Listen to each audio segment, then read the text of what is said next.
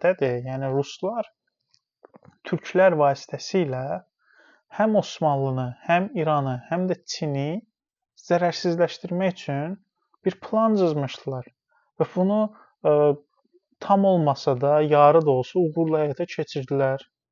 Yəni bu ölkələrin qurulmasında məqsəd, bu təbliğatın qurulmasında məqsəd Çinə, İrana və həmçinin Osmanlıya təsir etməkdir.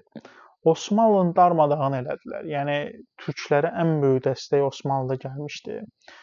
Sovetlər Birliyi tərəfindən və burada həmçinin Britaniyanın və digər ölkələrin də marağı var idi. Osmanlı dağılsın. Rusiya bunu çox mahir bacardı. Və indiyənə qədər də türklərin qılı da incimir bu söhbətdən. Yəni bu söhbəti bəlkə məncə bir 10 il, 20 il də keçsə, kimsə deməsə başa düşməyəcəklər. Kimsə desə belə başa düşməyəcək. Çünki bunu Türkiyədə izah edən alimlər var. Amma onlar necə deyək, sıxışdırılır və təhqir edilir. Türklər qəbul eləmək istəmir reallığı. Azərbaycanda da eyni vəziyyətdir. Bizdə də reallığı qəbul eləmək istəmirlər, faktı qəbul eləmək istəmirlər.